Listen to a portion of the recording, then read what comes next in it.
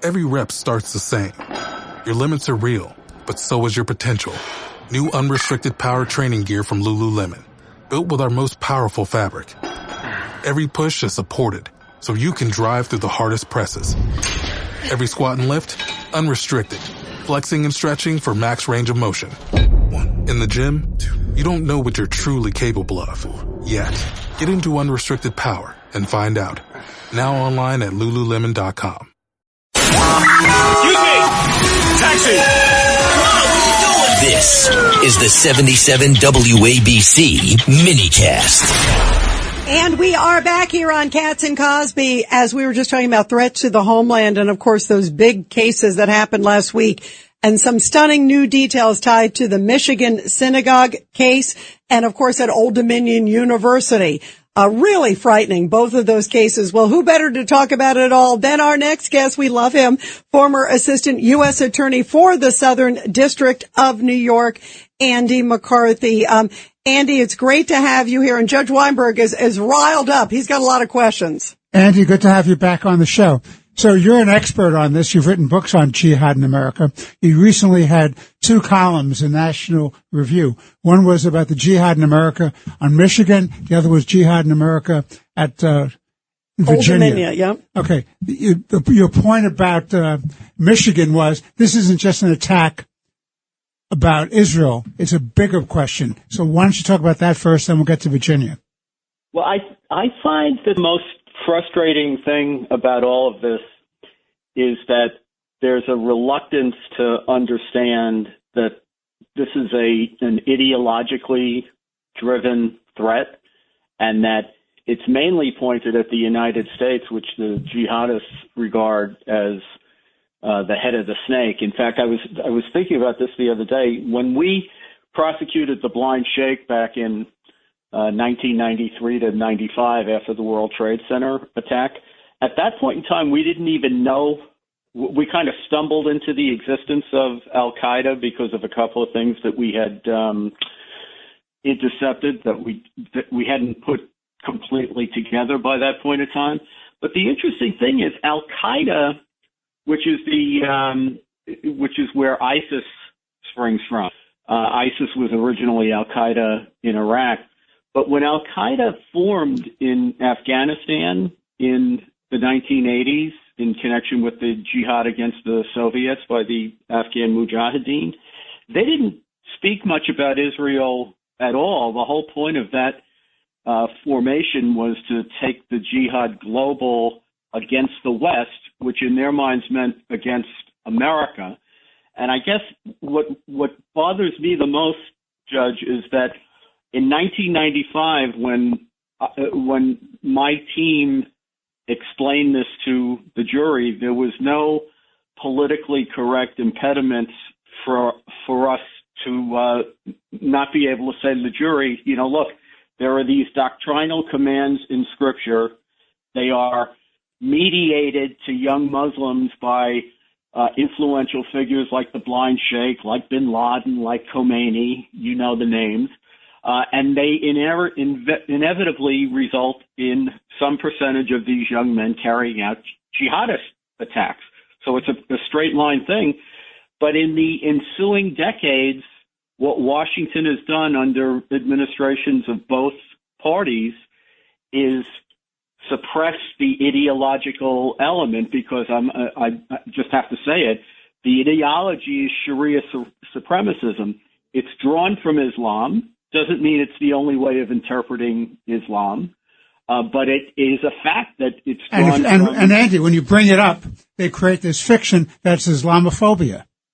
Well, Islamophobia is not a real thing, and I need to explain. I don't mean that there's no such thing as Muslim hatred. There's all kinds of bigotry. There's Jew hatred, there's Muslim hatred, there's all kinds of that stuff. But Islamophobia is a term that was come up, that was invented really by the Muslim Brotherhood. And the point of it was to try to equate the scrutinizing of Sharia supremacist doctrine with racism, because they understood they go to school on us in a way that we never went to school on them. And they understand there's nothing in America that's worse than being accused of racism. So what they tried to do was create a situation where if we study the threat doctrine of the people who were trying to kill us, that's deemed to be irrational racism, which is crazy. Can you imagine trying to fight World War II without understanding Nazi ideology or Shinto ideology? That would have been the Andy, let me ask you this. Let's switch our attention for a minute to what happened in Virginia. And you raised a good question in your other article in National Review, was why was this guy out? And you say this is a failure of many institutions. Would you explain that to our listeners? And I want to remind everybody what happened with that guy. Remember, he already had pled guilty. He served time for being for terrorism. For terrorism in the United States. How do you get out early for good behavior and still stay as a naturalized citizen, Andy?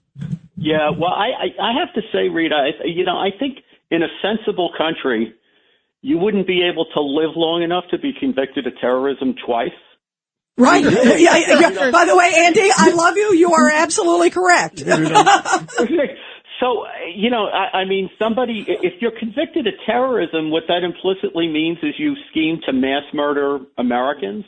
And if we're lucky enough that you didn't carry it out, that doesn't mean that we should let you out in 6 or 7 years, whatever it was with this guy. But I think what happens in a lot of these cases, and this is especially true since 1996 when they overhauled counterterrorism law. So we got all these new statutes like material support to terrorism. There are people who commit terrorism who the Justice Department charges with material support to terrorism, which I'm not saying material support's not a serious crime. It is, but that's meant for people who provide funding. So that you mean they're undercharging rather than maximizing?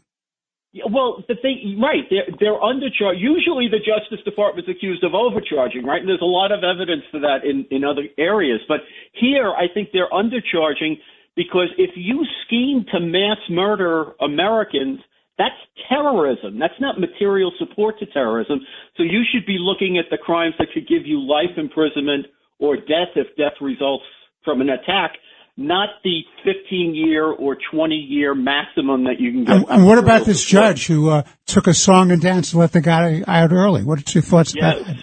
Because he's a good terrorist, good behavior, isn't it? Well, this was a Bush-appointed judge, so I don't want to hear people saying that I'm up here ragging on Democratic appointees again. This is a Bush-appointed judge who heard the song and dance from the defense lawyers about the guy had, he had mental issues and he was depressed and, being in jail is very depressing. I get that.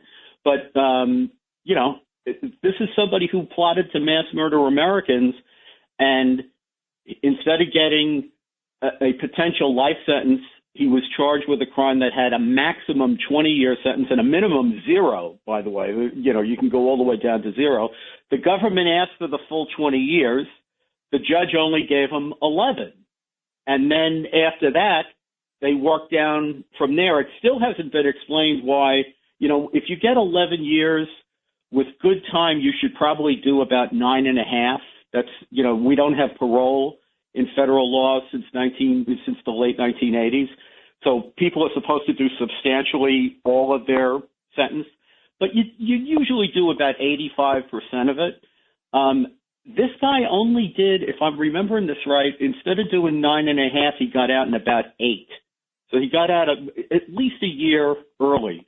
So at every phase of his prosecution, he seems to have gotten a break.